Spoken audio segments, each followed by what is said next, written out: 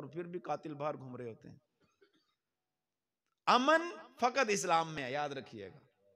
یہ یو کے، Europe, London, Paris, امریکہ میں کوئی امن نہیں ہے. وہاں بھی جو عزتوں سے کھیلا جاتا ہے نا، ہم تو دور بیٹھے ہیں نا، ہمیں وہ کیا کہتے ہیں، دور کے ڈھول سہانے پاس بجیں تو کان پھٹتے ہیں. یہ محاورہ ہے، دور کے ڈھول سہانے، یعنی ہلکی ہلکی آواز آتی ہے، بندے کو گویا وہ بھلی لگ رہی ہوتی ہے، اور اگر پاس ڈھول بجنا شروع ہو جائے نا تو بندہ انگلیاں کان میں ڈال لے گا. شیطانی کام ہے، ویسے بھی انگلیاں ڈالنی چاہیے کان میں. حضور کی سنت بھی ہے کہ جہاں پر یہ شیطانی مزامیر، آلات موسیقی بجیں، جب وہاں سے گزر ہو تو سنت کی نیت سے انگلیاں کان میں ڈال کر وہاں سے جلدی گزر جائیں تاکہ کانوں میں وہ بری آواز نہ آئے. تو امن صرف اسلام میں ہے، اسلام کے علاوہ کہیں امن نہیں ہے. یو کے، یورپ، لندن، پیرس میں امن کوئی نہیں ہے. عورتوں کی عزتوں سے کھیلا جاتا ہے. جن ممالک کا یار نظام یہ ہو، مرد مرد سے شادی کرے اور عورت سے شادی کرے، ان سے بڑے جاہل اور جنگلی کون ہو سکتے ہیں؟ جانوروں سے بدتر ہو گئے یہ. حالانکہ اللہ نے بعض جانوروں میں یہ خوبیاں رکھی ہیں کہ وہ ماں اور بہن کی تمیز ان میں ہے، جن میں سے ایک اونٹ ہے. اونٹ میں اللہ نے یہ تمیز رکھی ہے، دیگر جانوروں میں نہیں ہے. جانور ہے نا، تبھی تو جانور ہے کہ وہ اس میں تمیز نہیں ہے. اگر انسان میں بھی تمیز نہیں رہے گی تو یہ تو جانور سے بدتر ہو گیا.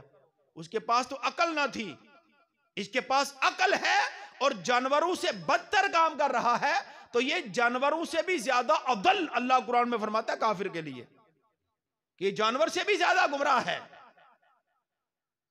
اس لیے اسلام امن، سکون، راحت، چین. اب دیکھیں نا، آپ محفل میں آئیں، میں آپ کو یعنی بالکل وہ کیا کہتے ہیں موجودہ ایک مثال دوں. آپ محفل میں آ کر جب جائیں گے نا، آپ کی طبیعت میں کیا ہوگا؟ ہلکا پن، ہلکا ہلکا بندہ محسوس کرتا ہے، سکون محسوس کرتا ہے، راحت محسوس کرتا ہے، چین محسوس کرتا ہے. لیکن اگر گناہ کریں گے نا، گناہ کر کے بندہ وقتی مزہ تو لیتا ہے لیکن اس کے بعد طبیعت میں پریشانی ہوتی ہے، سکون نہیں ہوتا.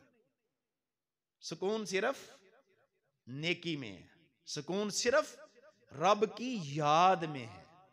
آپ اللہ کی یاد سے اپنے دل کو معمور رکھیں گے، اللہ تعالیٰ قلبی، جسمانی، بدنی، دماغی، روحانی سکون عطا فرمائے گا. ان دونوں کے بیچ میں بیٹھ جائیں نا، بچے شرارتیں کرتے ہیں. تو اگر ہم یہ چاہتے ہیں کہ ہماری خوشیاں ہمیشہ رہیں تو ہمیں کیا کرنا ہے؟ اللہ کی ہر دی ہوئی نعمت پر اس کا شکر ادا کرنا ہے.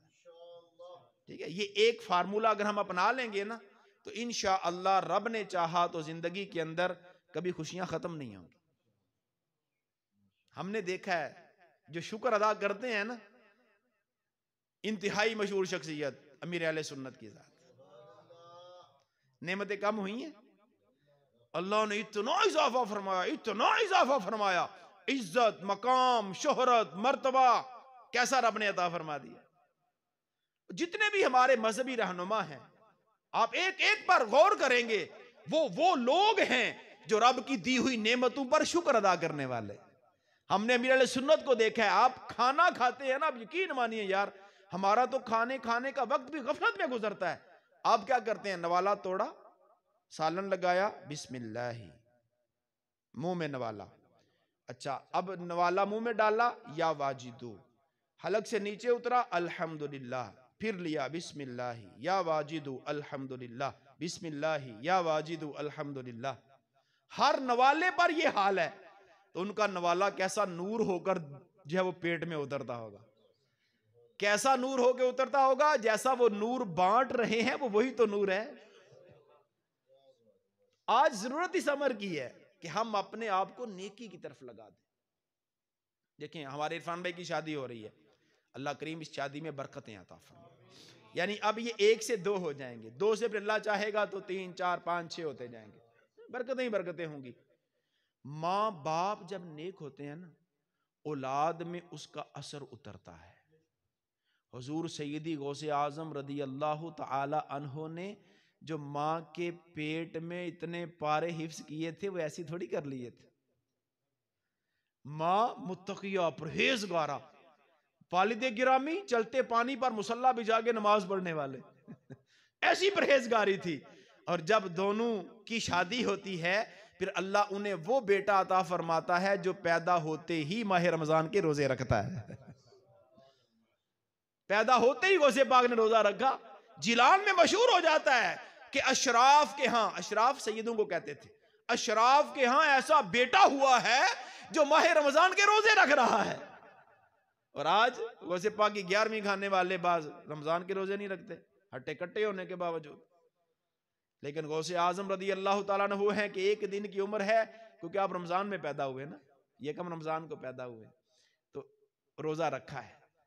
1 سال ایسا ہوا، ابر آلود یعنی شعبان کا مہینہ ہے اور 29ویں کی رات ہے، آسمان پر بادل ہیں، لوگوں کو چاند نظر نہیں آ رہا. اس وقت چونکہ ظاہر ٹیکنالوجی نہیں تھی، کوئی باقاعدہ سے مجلسیں نہیں تھیں، کمیٹیاں نہیں تھیں کہ بھائی رؤیت ہلال والے بیٹھے ہوں وہ اعلان کریں گے تو ہم روزہ رکھیں گے. اس وقت لوگ خود ہی دیکھ کے رکھا کرتے تھے، نہیں نظر آیا تو ٹھیک ہے 30 پورے کریں شعبان کے. اس کے بعد اب رمضان ہی رمضان ہے، کیونکہ 30 کے بعد 31 تاریخ ہوتی نہیں اسلام میں. تو اب ہوا کیا کہ 29 تاریخ آسمان پر بادل ہیں، لوگ پریشان ہیں کیا کریں، صبح روزہ ہے کہ نہیں، روزہ رکھیں کہ نہ، سحری کریں کہ نہ. لوگوں نے کہا انتظار کرو، صبح کچھ نہیں کھائیں گے، سحری کے ٹائم میں کھا لینا جو کھانا ہے، اس کے بعد اشراف کے ہاں جائیں گے، جا کر اس بچے کی ماں سے پوچھیں گے کہ آپ کے بیٹے نے دودھ پیا ہے سحری کے بعد کہ نہیں. جب لوگ گئے جا کر آپ کی والدہ محترمہ سے پوچھا، فرمایا جب سے ختم سحری ہوئی ہے بیٹے کو سینے سے لگاتی ہوں منہ پیچھے کر لیتا ہے. اتنا پرہیزگار رب نے بیٹا دیا. آج جن کی نسبت سے ہم قادری کہلاتے ہیں وہ ماہ رمضان میں بچپن میں روزے رکھتے تھے. کیوں؟ والدین تقوی و پرہیزگاری کے مقام پر فائز. پھوپھی جان کا یہ حال ہے، صاحب کرامت بزرگ ہیں، آپ کے نانا جان عبداللہ سومعی رضی اللہ تعالیٰ عنہ کو دیکھیں، وہ بھی صاحب کرامت بزرگ تھے. جب اتنے سارے ولیوں کا گھرانہ ہو تو وہاں پر پھر سید الاولیاء ہی پیدا ہوا کرتے ہیں نا. اس لیے پرہیزگاری اختیار کریں. یہ روز کے اٹھتے جنازے یار کیا ہمیں پیغام فنا نہیں دیتے؟ او مر گیا، فلانا مر گیا، او دا انتقال ہو گیا، حضرت چل بسے. حضرت جڑے چل رہے نا یہ بھی کسی دن چل بسن دے، انہاں بھی ٹر جانا لمبی دے قبرستان جتھے جا کے سارے لمبے پہ جاندے. اتنے کوئی نہیں بہندا، اتنے کوئی نہیں کھلوندا، اتنے سب لمبے پہ جاندے. تو وہاں لمبے پہ جانے سے بہتر ہے کہ پہلے ہی رب کے آگے اپنے آپ کو جھکا دے، یا اللہ معاف کر دے، جو سابقہ ہو گیا معافی عطا فرما، اگوں انشاءاللہ نیک بن جا کے. تو آج کی اس محفل سے یہ سبق لے کے جائیں کہ ہم انشاءاللہ نیکی کو اختیار کریں گے. دیکھیں ایصال نیکی کا بھی ہوتا ہے، اسے ہم ایصال ثواب کہتے ہیں نا، ثواب کا لفظ نہیں میں بول رہا، ایصال کہتے ہیں پہنچانا. ایصال نیکی کا بھی ہوتا ہے اور ایصال بدی کا بھی ہوتا ہے. یعنی بعض اولاد اپنے مرے ہوئے ماں باپ کو بھی چین سے نہیں قبر میں رہنے دیتے گناہ کرنے کی وجہ سے. کہ یہاں گناہ کریں گے نا وہ وہاں آزمائش میں ہوں گے، بیچارے پریشان ہوں گے، کی کر دے پیا، صبح گناہ، دیہڑی گناہ، شامی گناہ، راتی گناہ. آپ بولو گے یار صبح کون گناہ کرتا ہے؟ جنہیں فجر نہیں پڑھی انہیں گناہ کرتے ہیں، یا فجر صبح نہ کی تھی، جنہیں بستر تے فجر کٹ سڑی وہ گناہ گار ہے نا. بستر چ لیٹے ہے، رضائی چ منہ پا کے لیٹے ہے، لیکن ہے گناہ گار، فجر کو نہیں سو پڑی.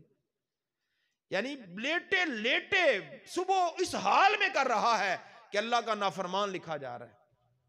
اور پھر چھوٹا نافرمان نہیں ہے بے نمازی، یاد رکھیے گا. اللہ اکبر. سلطان باہو رحمت اللہ تعالی علیہ نے عین الفقر کے اندر یہ بات لکھی ہے، فرماتے ہیں جب صبح ہوتی ہے تو ہر شے کی صبح ہوتی ہے، خنزیر کی صبح ہو رہی ہے، شیر کی صبح ہو رہی ہے، گیدڑ کی صبح ہو رہی ہے، انسان کی صبح ہو رہی ہے، جنوں کی صبح ہو رہی ہے، سب کی صبح ہو رہی ہے.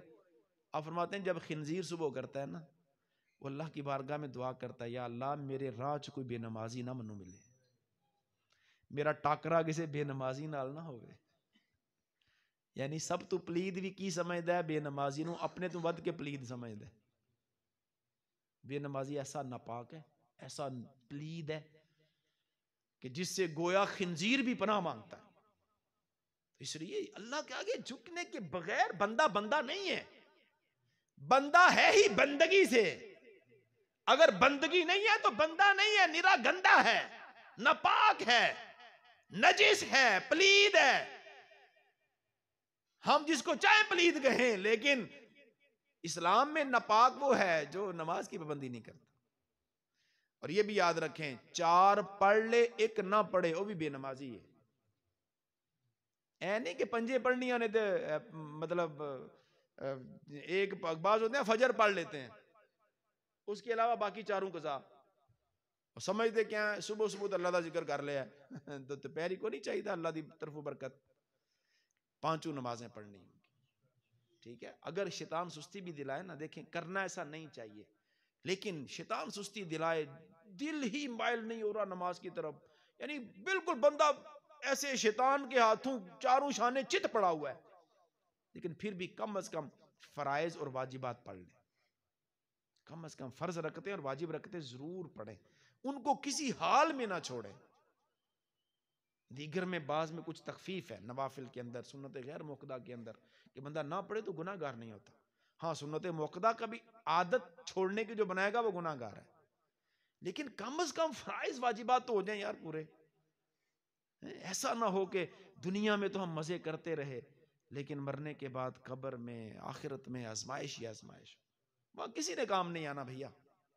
لنگوٹیے یار بھی چھڑ جاندے, اپنے ہتھاں نال مٹی پا کے قبر چ دبا کے ہر سوراخ بند کر کے واپس آ جاندے. اوتھے صرف عمل نے کام, عمل ہوئے گا تے اللہ پاک دی رحمت ہوئے گی, عمل نہیں ہے بھی تے آزمائش ہی آزمائش. یعنی انسان اگر سوچے نا کہ یار اللہ دی رحمت پان دا میرے کو کی ذریعہ ہے, یعنی سارے اس ٹائم سوچئے اگر ایتھے آ جائے اسرائیل سارے دی روح قبض کرن, کون کون تیار ہے مرن واسطے؟ کدی زندگی دا اے حال ہے کہ اگر ہون مر جاؤں گا تو منو پریشانی کون نہیں, ٹینشن کون نہیں, کیونکہ الحمدللہ فجر بھی پڑھی سی, زور بھی پڑھی, عصر بھی پڑھی, مغرب بھی پڑھی, عشاء بھی پڑھ کے آیا ہیں, وہ پچھلیاں نمازاں بھی میریاں پوریاں نے, کوئی قضا کھاتا میرا پیچھے مائنس کو نہیں ہے, سب برابر. ایسی کیفیت اگر ہے اللہ کا شکر ادا کریں, اور اگر نہیں تو ایسی زندگی گزاریں. دیکھیں موت کا کوئی پتہ نہیں کب آ جائے, ٹھیک ہے, کب آ جائے. اللہ اگر ہمیں مارنا چاہے چھت کو گرا دے, ہم سارے مر جائیں, کوئی بھی نہ بچ سکے. ہو سکتا ہے نا, گرتی ہیں نا بلڈنگیں, پریشان ہو گئے ہوں گے وہ مولوی صاحب کینیاں گلاں پہ کر دے نے ویاہ دے موقع تے کی پہ کہندے نے, دھولا بھی بیٹھا ہوا ہے یار, ہوئے تو کیا دھولے بعض اوقات برات لے کر جاتے ہوئے نہر میں گر کر بیچارے فوت نہیں ہو جاتے؟ دلہن نہیں, بعض اوقات دلہن لے کر آ رہے ہوتے ہیں دونوں فوت ہو جاتے ہیں, کیونکہ موت کا وقت اللہ کے ہاں تو مقرر ہے, ہمیں نہیں پتا کب آنی ہے. اللہ تعالیٰ ان کی خوشیوں کو ہمیشگی عطا فرمائے. اور یہ تو نیک ہیں یار ماشاءاللہ, حلیہ دیکھیں نیکوں والا, کام دیکھیں نیکوں والے, کہ اتنا پیارا گویا محفل سجا کر آپ کو بلایا, ہمیں بلایا, گجرات سے ہم آئے, راجہ صاحب ماشاءاللہ بکھڑے والی سے آئے, دیگر بھی ہمارے قاری ثناء اللہ صاحب ہیں, ظہیر بابر بھائی ہیں, اور بھی ماشاءاللہ بیٹھے ہوئے ہیں بزرگ, دور دور سے بھی آئے ہیں, دیگر شاید اطراف گاؤں سے بھی کوئی نہ کوئی آیا ہوگا, ہم تو آئے ہی ہیں 5-7 جو دور سے آئے ہیں.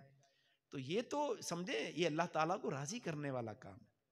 ایسی جگہ پر اللہ تعالیٰ ایسی آزمائش نہیں لاتا کہ جو ایک عبرت کی صورت بن جائے, اپنے نیکوں پر وہ کرم فرماتا ہے, ان کی جو نعمتیں ہیں رب ان میں اضافہ فرماتا ہے, کیونکہ جو اپنی خوشی کو اللہ کی رضا کے مطابق کرتا ہے. نبی پاک صلی اللہ علیہ وآلہ وسلم کا دین اتنا خوبصورت ہے کہ شادی کرنی ہے, اگر بیٹے کی کرنی ہے تو گویا دلہن کو دیکھنا ہے, بیٹی کو دیکھنا ہے بھئی کیسی ہو. تو میرے آقا صلی اللہ علیہ وسلم کی یہ حدیث کا مفہوم عرض کر رہا ہوں, میں سب سے پہلے یہ دیکھو اس کی دینداری کیسی ہے, اس کی دینداری کو دیکھو, پھر دیکھو حسن و جمال کو, شکل و صورت کو, حسب نسب کو دیکھو, لیکن پریورٹی کس کو دینی ہے, ترجیح کس کو دینی ہے؟ میں ترجیح تم نے دین کو دینی ہے. سب سے پہلے اس کا دیندار ہونا دیکھو, کوئی دیندار ہے دیندار.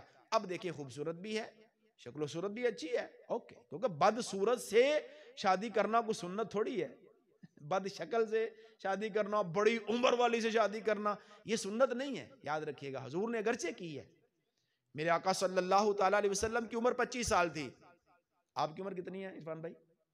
ماشاءاللہ 30 سال. حضور کی عمر 25 سال تھی اور شادی کس سے کی؟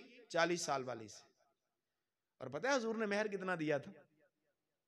آج ہمارے یہ بھی پرابلم ہے نا کہ شادیوں پر اتنا خرچ ہوتا ہے, مہمانوں کو کھلانا, لائٹنگ کرنا, دیگر پتہ نہیں کیا کیا کچھ کیا جا رہا ہوتا ہے, وریاں بنانا, سونا, چاندی کے وہ زیورات کی تیاریاں، جس کے لیے سب کچھ ہو رہا ہے. کس کے لیے ہو رہا ہے؟ دلہن لانے کے لیے نا. ایسا ہی ہے نا؟ کچھ ہانا تو کریں میرے ساتھ. یہ ہم لائٹنگ گھر میں کر رہے ہیں، کیوں؟ دلہن نے آنا ہے. ہم یہ وریاں بنا رہے ہیں، کیوں؟ دلہن کے لیے. ہم یہ زیور بنا رہے ہیں، کیوں؟ دلہن کے لیے. ہم نے بارات بلائی ہے، کیوں؟ دلہن کو لانا ہے. کھانے والوں کو بھی ہم نے اس لیے بلایا کہ دلہن کو لانا ہے. گویا شادی پر جتنے کام ہیں اس دلہن کے لیے ہو رہے ہیں. اس کو کیا دیا مہر میں؟ 2500، 3000، 4000، 5000. اور اس کو لانے کے لیے جو جو کیا گیا اس پر اگر سارا جمع خرچ کرے تو پتا چلے گا لاکھوں لگا دیے. اب یہ ہمارے ہیں ایک پرابلم ہے کہ دلہن کو مہر بہت کم دیا جاتا ہے. ایسا نہیں ہونا چاہیے. اللہ نے جو دیا ہے نا، جتنی میری حیثیت ہے اس کے مطابق پیش کر. یہ شرافت ہے لڑکی والوں کی، کو مانگتے نہیں ہیں. ورنہ وہ بولے نا 1 کروڑ روپیہ تھے رکھو حق مہر، تو رکھنا پڑے گا. نہیں رکھنا تو برات لے کے جاؤ واپس. یہ خالص بچی کا حق ہوتا ہے. وہ گویا اپنے مخصوص حصے کو بیچتی ہے. ٹھیک ہے، یہ بے ہے ایک طرح سے. اگرچہ اس کو اسلام نے نکاح کا نام دیا، وہ خرید و فروخت کا نام نہیں اس کو دیا. لیکن اگر حقیقت میں دیکھا جائے نا تو یہ جو پیسہ ہے یہ ایک مخصوص نفع اٹھانے کے عوض میں پیسہ ہے. کتنا ہونا چاہیے؟ حیثیت کے مطابق. اللہ نے بہت دیے ہیں تو ہزاروں میں دیں، تھوڑے دیے ہیں تو کوئی بات نہیں، 5، 7، 10 ہزار بھی چلے گا، نو پرابلم. لیکن میرے آقا صلی اللہ علیہ وسلم کا حق مہر کتنا تھا؟ اگر کسی کو پتا ہو ہاتھ نہیں کھڑا کرنا، ٹھیک ہے؟ تو اپنے دل میں سوچیں کیا مہر تھا حضور کا جو سیدہ خدیجہ کو دیا گیا، جو مکے کی سردار عورت تھی، جس کے پاس بڑے بڑے قریش کے سرداروں کے نکاح کے پیغام آئے. ہم تم سے نکاح کرنا چاہتے ہیں. کہا نہیں، میں نہیں کرنا چاہتی تم سے، کیونکہ مجھے رب نے جس کے لیے نکاح کا ایک انتخاب میں رکھا ہے نا وہ ایک ہی ہے. اور اللہ کریم جل وعلا نے بھی حضور کو کیسی زوجہ عطا فرمائی. ساری اولاد حضور کی انہی کے مبارک بطن سے ہوئی. سیدہ فاطمہ بھی انہی کی بیٹی ہیں، مولا علی رضی اللہ تعالیٰ عنہ بھی انہی کے داماد ہیں. سیدہ خدیجہ کو حق مہر میرے آقا صلی اللہ علیہ وسلم نے 29 جوان اونٹ مہر میں پیش کیے تھے. کتنے اونٹ؟ 29 اونٹ حضور نے سیدہ خدیجہ نو حق مہر چ دیتے. اب ذرا ایسا آولا ہوں فی زمانہ ایک جوان اٹھ کنے دے جی 1 لاکھ دا ہی کر لو یار. 29 لاکھ روپیہ حضور نے حق مہر دیتا ہے. حالانکہ جوان اٹھ 1 لاکھ دا کو نہیں لبدا. 1 لاکھ دا بکرا نہیں لبدا ہے. ابھی نسلی بکرا ہوئے تھے وہ بھی 1.5 2 لاکھ دا. اور اگر 2 لاکھ کا اونٹ کر لیں تو 29 ضرب 2 اللہ 58 لاکھ روپیہ حضور نے فی زمانہ دے اعتبار نال اودوں دیتا حضرت خدیجہ نو حق مہر. چلو آپ بولو گے یار حضور نے اتنا دیا، ان کے پاس اونٹ کے ریوڑ ہوں گے اس لیے دے دیا ہوگا. حضور صلی اللہ علیہ وسلم نے اپنی بیٹی کے لیے حق مہر مولا علی سے کتنا لیا جی؟ حضرت فاطمہ دا حق مہر کتنا سی؟ 400 درہم. کتنا سی؟ 400 درہم. اور 200 درہم 52.5 تولے چاندی دے برابر نے. یعنی جڑا شرعی نصاب ہے نا وہ 200 درہم ہوندا ہے. انہوں ڈبل کر لو، یعنی رائٹ پتا کرو چاندی تقریباً 1100 1150 روپے تولا، ضرب 52.5 پھر ضرب 2. یہ کم و بیش سمجھیں اگر اس دور کے اعتبار سے دیکھا جائے نا تو کم و بیش 1,40,000 کے قریب رقم بنتی ہے. ساڑھے چکو دیندے لاکھ روپیہ حق مہر. پیسے والے بھی کو نہیں دیندے، مصیبت ہے وے. چلو اسی تے غریب لوگوں نے اسلامی بھائی بیچارے متوسط الحال ہوندے نا، زیادہ آمدن زیادہ نہیں پیسے ہوندے. لیکن جڑے کروڑا پتی نے نا وہ بھی کو نہیں دیندے حق مہر. وہ بھی 5,000 10,000 12,000 20,000. چلو جی اللہ تعالیٰ نے جتنا دیا ہو اس کے مطابق پیش کرے. میں عرفان بھائی کو بھی عرض کروں گا، ماشاءاللہ آپ کی شادی ہے، آپ کی خوشی آپ کی خوشی ہے، اور جو آپ کی ہونے والی گھر والی ہیں ان کی خوشی بھی آپ کی خوشی ہے. وہ خوش ہوں گی تو آپ بھی خوش ہوں گے نا. ہاں تھوڑی سی جیب ڈھیلی کرنی پڑے گی انشاءاللہ، کوئی بات نہیں، زیادہ نہیں. 12 کی نسبت سے ترکیب بنا لیں، ٹھیک ہے، 12 پلس کچھ کر سکتے ہیں اس کی نسبت سے ترکیب بنا لیں. یعنی ان کو یہ گمان نہ ہو کہ عرفان بھائی اتنا حق مہر بھی دے سکتے ہیں. وہ یہ سمجھیں گے 2-4 ہزار دیں گے، آپ کی طرف سے 12,000 پیش کیا انشاءاللہ. الحمدللہ یہ میں جہاں نکاح میں ہوتا ہوں نا، میں تو وہاں لڑ کے کہتا ہوں بھئی ہمیں اتنا حق مہر دو، نکالو اتنا حق مہر. دھولے بھی اپنے ہی ہوتے ہیں اور دلہن والے بھی اپنے ہی ہوتے ہیں. الحمدللہ جہاں میرا بس چلتا ہے نا، بعض ہوتے ہیں وہ اڑ جاتے ہیں، وہ دھولے والے اپنے نہیں ہوتے نا، یعنی وہ جاننے والے نہیں ہوتے، مذہبی نہیں ہوتے، یا اپنے ماحول کے نہیں ہوتے، پھر وہاں تکرار نہیں کرتے. وہ کہتے نہیں ایسی 3000 ہی دینا. ایسا بھی ہوا تھا ایک دفعہ، میں نے کہا یار 5 تو کر دو، کہتے نہیں 3 ہی دینا ہے. اب یار برات شادی، وہ شادی کا ماحول، پھر وہاں بندہ تکرار کرتا اچھا نہیں لگتا. لیکن الحمدللہ ایک ایسی شادی میں گیا ہوں، اپنے دوست تھے، اسلامی بھائی کے چھوٹے بھائی تھے، وہ بھی اسلامی بھائی ہیں لیکن داڑھی وغیرہ نہیں تھی، پیر صاحب کے مرید بھی تھے، کروڑوں پتی، اور ان کی شادی بھی بڑے اچھے یعنی امیر گھرانے میں شادی تھی. میں نے کہا ہاں بھائی عبید بھائی کتنا حق مہر؟ کہتے ہیں ساجی انشاءاللہ 12,000 روپیہ. میں نے کہا یار 12,000 تیسی مولوی دینے ہیں مدرسیاں جو گھما کے، تو آپ تو بزنس مین ہو، اتنے بڑے تاجر ہو آپ. کہہ رہے ہیں کتنا؟ میں کہا 1,12,000. تو الحمدللہ آج سے تقریباً کوئی 7-8 سال پہلے کی بات ہے، ہم نے 1,12,000 میں نے دلوایا تھا. ان کے پاس 1,00,000 کا وہ پیکٹ نہیں تھا، اس نے باقاعدہ دوست کو فون کیا میرے سامنے، استاد نہ پھنسا دیتا ہی، ایک لے آیا یار، اور کیا بولتے ہیں اس کو، کاپی ایک لے آیا یار، ₹1,00,000 تھے. تو اس نے فون پر پیسے منگوا کر 1,12,000 ہم نے دیا تھا. یہ حافظ تصور ہے نا، نبینا نعت خان، آپ نے سنا ہوگا ان کو کسی موقع پہ. ان کی شادی پہ بھی جانے کا موقع ملا، لاہور ان کی شادی ہوئی تھی. تو میں نے رستے میں پوچھا حافظ صاحب حق مہر کتنا دینا جی؟ استاد جی انشاءاللہ 12,000 روپیہ. میں کہا حافظ صاحب شرم کرو. کہتے ہیں کیوں استاد جی؟ میں کہا کم از کم 26,000 دے دیو. تو الحمدللہ ہم نے 26,000 دیا تھا. تو جتنا اللہ تعالیٰ توفیق دیں. اور یاد رکھیں یہ وہ مال ہے جس کو حضور نے برکت والا مال کہا ہے. عورت کا جو حق مہر والا مال ہے نا، اس کو میرے آقا فرماتے ہیں یہ برکت والا مال ہے. آپ اگر یہ چاہتے ہیں، جیسے ہمارے عرفان بھائی ہیں، میں مثال ان کی دے رہا ہوں کہ دھولے اب ماشاءاللہ یہ بن رہے ہیں، کہ یہ بزنس مین ہوں، ٹھیک ہے، ان کا بزنس اتنا اچھا چل نہ رہا ہو، یہ حق مہر تھوڑا زیادہ دیں گھر والی کو، پھر اس سے وہ ادھار لے لیں وہ مہر والے پیسے، اس پیسے سے یہ بزنس میں ڈالیں، انشاءاللہ یہ گارنٹی ہے کہ اللہ تعالیٰ ان کے مال میں تجارت میں برکت عطا فرمائے گا. چونکہ وہ مال حضور نے فرمایا برکت والا مال ہے. جب برکت والا مال سے تجارت آپ کریں گے، لیا بیوی سے ادھار ہے، ٹھیک ہے، لینا بھی ادھار ہے، یہ نہ ہو کہ ₹1,00,000 مہر دے دیا بعد واپس لے لیا، چلو جی کی دیتا بھائی، کچھ بھی نہ دیتا. ادھار لے کر اس کو کہیں انویسٹ کریں، اللہ نے چاہا تو آپ کے اس مال میں اللہ ایسی برکتیں عطا فرمائے گا کہ بارے نیارے ہو جائیں گے. تو یہ وہ چیزیں ہیں جنہیں اختیار کرنا ہے. اچھا اسی طرح چونکہ شادی کا موقع ہے، ہم وہ لوگ ہیں کہ جن سے دینی حوالے سے رجوع کیا جاتا ہے، یعنی پوچھا جاتا ہے، مسائل شرعی مسائل رہنمائیاں ہوتی ہیں. جس کی بھی شادی ہو نا، یہ تو ماشاءاللہ اسلامی بھائی ہیں، مدنی ماحول سے اٹیچ ہیں، بہت سارے مسائل یہ جانتے ہوں گے، لیکن ان کو بھی عرض کروں گا اور دیگر بھی جو کموارے بیٹھے ہیں، شادی ہونے سے پہلے کم از کم میاں بیوی کے حقوق کیا ہوتے ہیں، اولاد کے حقوق کیا ہوتے ہیں، ماں باپ کے بہن بھائیوں کے حقوق کیا ہوتے ہیں، ان کو باقاعدہ مطالعہ کریں. اس کے لیے بہت آسان کتاب عرض کروں گا، بہار شریعت. بہار شریعت میں یہ سارے مسائل موجود ہیں. دیکھیں اگر دھولے کو پتا ہوگا نا کہ دلہن پر شرعاً کیا کیا چیزیں لازم ہیں، تو یہ انہی کا تقاضا کرے گا، کسی اور کا نہیں کرے گا.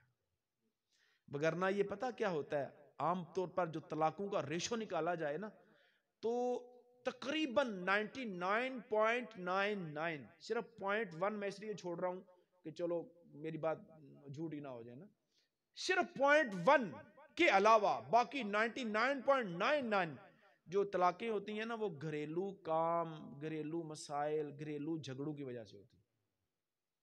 کپڑے نہیں توندی، صفائیاں نہیں کر دی، نہیں کر دی، ساس سورے نو دبا کے نہیں سوندی، انہوں کون دبائے؟ وہ دبان والی مشین تے کو نہیں لیاندی ہے بھی ویاہ کے سی، نہ کپڑے دھون والی مشین لیاندی ہے ویاہ کے، نہ نوکرانی ویاہ کے لیاندی ہے کہ سارے پورے گھر دیاں صفائیاں کرے. یہ وہ تقاضے ہیں جو غیر شرعی تقاضے ہیں. اس دلہن پر شرعاً کیا لازم ہے کسی مرد کو نہیں پتا یار، سیکھتا ہی کوئی نہیں ہے یہ. اور آئے روز گھر میں جھگڑے، لڑائیاں، فساد، اماں اے پی کہندی ہے، پرا اے پی کہندے نے دے بارے ابا جی او دے پیچھے پے نے، او کلی بیچاری کی کرے. اگر اس کو دیا ہوتا نا پیار، ماں بھی اس کو پیار دیتی، ماں والا، اور ابا جی بھی اس کو اپنی بیٹی بناتے. ٹھیک ہے، تو وہ بھی بیٹی بن کے دکھاتی یار. مصیبت ہمارے ہاں کیا ہے کہ اس سے اتنے تقاضے کیے جاتے ہیں، اتنے تقاضے کیے جاتے ہیں، بالآخر وہ تنگ آ جاتی ہے. علماء نے لکھا ہے کتابوں کے اندر، بلی کو پکڑنا ہو نا، بلی کو، اس کا ایک رستہ کھلا رکھو چاروں میں سے. اگر چاروں بند کر دیے نا تو جب وہ دیکھے گی نا ادھر بھاگے گی رستہ بند، ادھر گئی رستہ بند، ادھر گئی رستہ بند، ادھر گئی رستہ بند. اب اس نے کیا کرنا ہے؟ پکڑنے والے کی شارک پہ حملہ کرنا ہے کہ میں تو گئی اس کو بھی تو ماروں. یہ لکھا ہے باقاعدہ علماء نے، بلی کو پکڑنے کا یہ فارمولہ ہے، ایک رستہ کھلا رکھنا ورنہ شارک پہ حملہ کرے گی. تو کوئی ایک رستہ تو کھلا رکھیں اس کے لیے بیچاری کے. دیور، جیٹھ، ننداں، بھاوجاں، ساس، سورا، ہاں تو گئی کھینو بن گئی بیچاری، ہر پاس اٹھوڑے، ہر پاس اٹھوڑے، چل گئے. انسان ہے، ٹھیک ہے، انسان ہے، وہ بھی انسان ہے. اس کا لحاظ ہم رکھیں، وہ ہمارا لحاظ رکھیں. وہ کہتے ہیں نا جی کو جی ہے یار، پیار کو پیار ہے. نبی پاک صلی اللہ علیہ وسلم کی جو لائی ہوئی دین ہے نا، لائی ہوئی تعلیمات اتنی خوبصورت ہیں، اتنی خوبصورت ہیں. جس شوہر کو یہ پتا ہو نا کہ میری بیوی پر شرعن کیا کیا واجب ہے، وہ کبھی بیوی سے زندگی بھر نہیں لڑے گا. جی ہاں، آپ حیران ہوں گے کہ اس عورت پر شرعن کیا لازم ہے، صرف ایک کام بس، اس کے علاوہ کچھ اس پہ لازم نہیں. شوہر بلائے انکار نہ کرے بس. اور دلہن پر کچھ لازم نہیں ہے شرعن کی بات کر رہا ہوں، عرفن کی بات نہیں کر رہا جو معاشرے میں ہو رہا ہے. شریعت نے اس آنے والی پر کیا لازم کیا؟ صرف ایک کام، شوہر بلائے انکار نہ کرے بس. حتیٰ کہ اپنے جنے ہوئے بچے کو دودھ پلانا عورت پر شرعن واجب نہیں ہے، شوہر پر ہے دائی کا اہتمام کرے، پیسے دے. نہیں دے سکتا تو بیاہ کیوں کیتا ہے؟ نان نفقہ خرچہ کھانا پینا نہیں کر سکتا تو بیاہ ہی نہ کرے. شادی کرنا سنت اس کے لیے ہے جو یہ خرچے پورے کر سکتا ہو.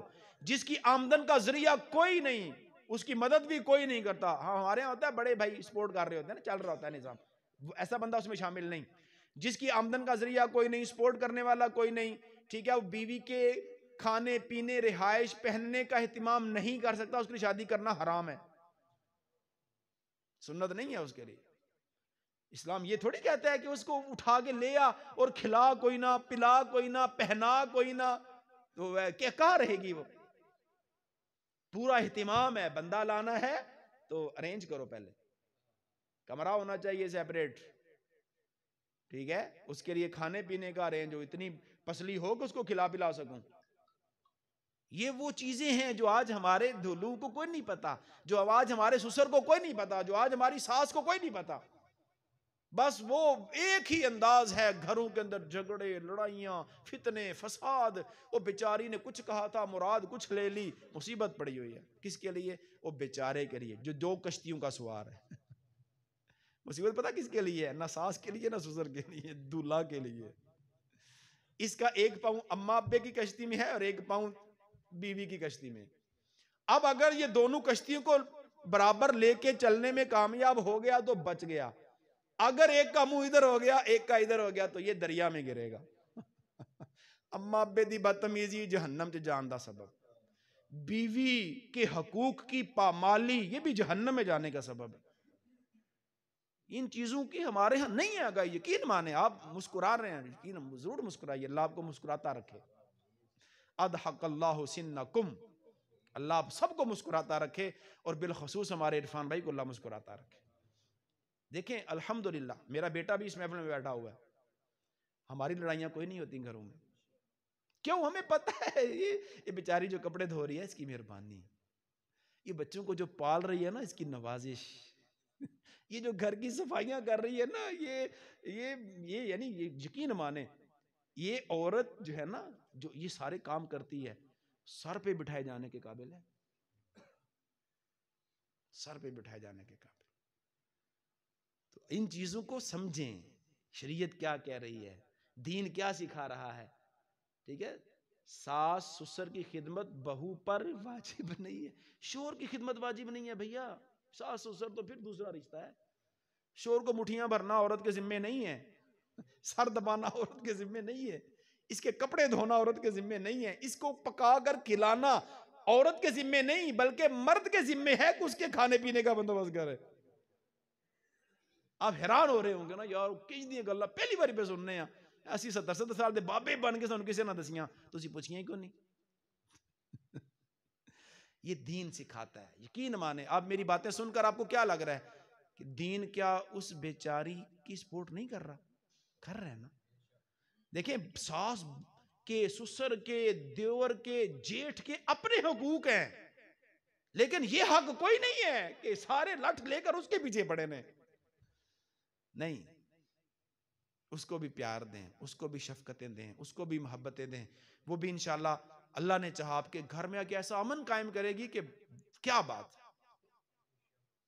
ان چیزوں کو ہمیں سمجھنا ہے. اور جب معاشرے میں یہ چیزیں آ جائیں گی نا تو طلاق کا ریشو جو آج آسمانوں کو چھو رہا ہے نا وہ زمین کے اندر چلا جائے گا. کیونکہ مسئلے کا حل یہ نہیں ہوتا, یہ بھی یاد رکھیے گا. میں یہ نیت کر کے آیا تھا کہ آپ کو یہ چیزیں سکھاؤں, بتاؤں, کیونکہ گاؤں کا ماحول ہے. گاؤں گوٹھوں میں زیادہ جہالت ہوتی ہے, زیادہ ظلم ہو رہے ہوتے ہیں بعض اوقات.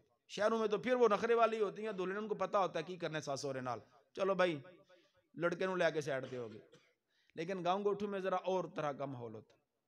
یعنی ابھی میں ایک ایسی بیچاری عورت کو ہمارے محلے کی ہے, وہ اس کی شادی ہوئی کسی اور شہر میں, رات کے 12 بجے ساس نے گت سے پکڑ کے 3 بچوں سمیت گھر سے نکال دیا. اب وہ جہلم سے دریاب کو پل پار کر کے, نہ اس کے پاس موبائل ہے, 3 بچے اس کے پاس ہیں, ایک کو اٹھایا ہوا ہے, 2 ساتھ اس کے چل رہے ہیں. رات 12 بجے کا ٹائم, وہ اس نے پل کراس کیا, سرائے عالمگیر پہنچی, وہاں ایک رکشے والے سے اس نے موبائل لے کر اپنی ماں کو فون کیا گجرات میں کہ منو نہ کڑ سڑا جائے تو میں بیٹھی ہیں روڈ پہ, منوا کے لے جاؤ. یاری اس سے بڑھ کر کیا ظلم ہوگا اس بیچاری پر؟ کیا قصور ہے اس کا؟ قصور اس کا کوئی نہیں ہے. نہ شوہر اس کا ساتھ دے رہا ہے, نہ ساس اس کو گھاس ڈال رہی ہے, سسر گھاس ڈالتا تھا وہ مر چکا ہے بیچارہ.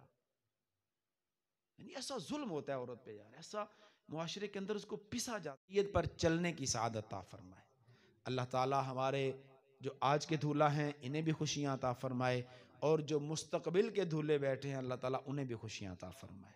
بس وہی ہے یار, دین پر آ جائیں گے نا تو انشاءاللہ امن ہی امن ہوگا, سکون ہی سکون ہوگا انشاءاللہ. مزے ہوں گے اللہ کی رحمت سے, ہر طرح کے. دنیا میں بھی ہم مزے کریں گے اور آخرت میں بھی اللہ میں اپنی رحمت سے جنت کے مزے عطا فرمائے گا.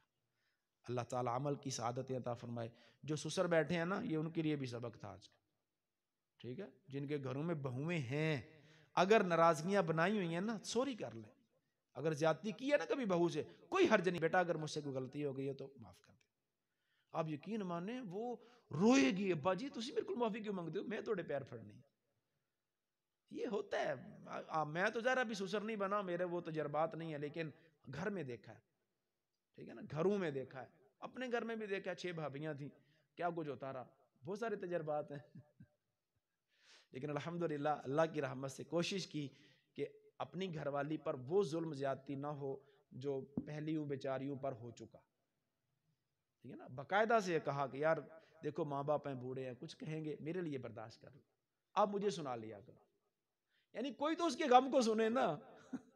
اگر شوہر یہ بھی کہہ دے نا بیوی کو کہ اماں بے ڈاڈے نے, یار اگر کوئی گالاں بھی کڈنا تو میرے واسطے سن لیا کر, تو منو سنا لیا, میں تیرا غم گسار ہاں, تیرے غم نو کٹ کرن دی میں کوشش کراں.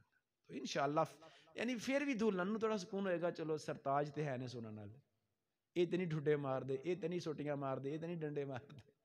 تو انشاءاللہ دیکھیں یہ وہ چیزیں ہیں. یقین مانیں آج کے دھولے کو کچھ نہیں پتا ہوتا, دین کے اعتبار سے کورا ہوتا ہے بالکل. یعنی آپ کو میں کیا باتیں سناؤں کہ بعض اوقات شادی ہوئے 1 ہفتہ ہوتا ہے, ہمیں کالیں آ رہی ہوتی ہیں, میں عورت نو طلاق دینا چاہنا. وہ بھائی کی ہو گیا یار, یہ ہفتہ ہویا طلاق شادی ہویا, تیرا بھی خاندان بدنام ہونا ہے, ادا بھی بیچاری دا ہوئے گا جی مسئلہ اے وے. بھائی اس مسئلے کا یار 1000 حل ہے اس مسئلے کے. پھر ان کو ہم حل بتاتے ہیں, یار یہ نہ کرو, یہ کر لو, یوں کر لو, یوں کر لو, گھر سے اس کو بھیج دو, ماں کے ہاں رہے. اگر اس کی طرف سے زیادتی ہے کوئی ہفتہ 2 ہفتے مہینہ رہنے دو اس کو ماں کے ہاں, پتہ چل جائے گا اس کو, پھر تمہارے گھر کی قدر ہوگی. طلاق حل نہیں ہے, طلاق مصیبتیں بڑھاتا ہے, پریشانیاں بڑھاتا ہے. حل اسلام میں ہی ہے, ٹھیک ہے نا. اسلام کے انداز کو بندہ اختیار کر جائے, انشاءاللہ اللہ کی رحمت سے سکون ہی سکون ہوگا. یار ایسے ایسے اولیاء گزرے ہیں، ہماری بیویاں تو اس طرح کی ہیں ہی نہیں. وہ اولیاء کو کہتی تھی یہ زندیق ہے، یہ کافر ہے، گھر والی کہہ رہی ہے اس کو، اور وہ ہے زمانے کا ولی. اور ایک بندہ ان کی زیارت کے لیے آیا ہوا تھا، بڑی دور سے سفر کر کے پیسے لگائے، ٹائم لگایا. کہا وہ میں حضرت سے ملنا چاہتا ہوں. حضرت کہاں ہے؟ کہا کون حضرت؟ یہاں کوئی حضرت نہیں، وہ تو زندیق ہے، وہ تو کافر ہے. میں پریشان، یا اللہ خیر، میں تے ولی سمجھ کے آیا، بیوی بھی کہتی ہو کافر ہے. پوچھا ملیں گے کہاں؟ آ گیا ہوں میں تو. کہا وہ جنگل گئے ان دے لکڑیاں کٹن، جا کے ادھر ویکھ لب جان دے تنوں. اب وہ جنگل کے رستے پہ جاتا ہے، آبادی سے باہر نکلا، آگے سے دیکھا ایک شیر ہے جس پر لکڑیوں کا گٹھا رکھا ہوا ہے اور حضرت ساتھ ساتھ چل رہے ہیں. دل پریشان، یا اللہ ہے کہ کار علی دا اے حالے، ایتھے شیر نے، جنگل دے بادشاہ نے حضرت لکڑیاں دا گٹھا چکے ہے، انہاں واسطے گھوڑا کھوتا بنے ہیں. دل میں پریشانی ہوئی. عرض کیا حضرت سمجھ نہیں آ رہی، گھر میں آپ کی بیوی نے یہ کہا آپ کے بارے میں، یہاں آپ کی لکڑیاں شیر نے اٹھائی ہوئی ہیں، معمہ سمجھا دیں، مشکل حل نہیں ہو رہی. فرمایا خدا دے بندے پریشان کیوں ہونا ہے؟ اگر میں او دی بد اخلاقی دا بوجھ نہ چکدا تے اج میرا بوجھ جنگل دا شیر نہ چکدا. میں اللہ دی اس بندی دی بد اخلاقی دا بوجھ چکیا، اللہ نے میرا بوجھ جنگل دے بادشاہ دے لاد سڑیا.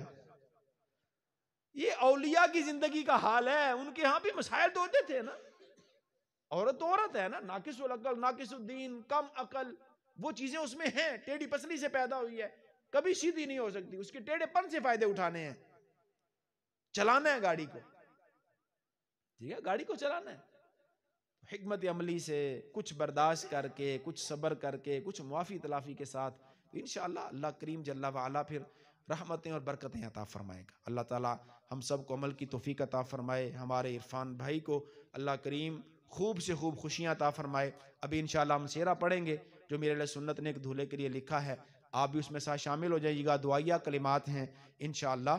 اللہ کریم جل وعلا عمل کی سعادت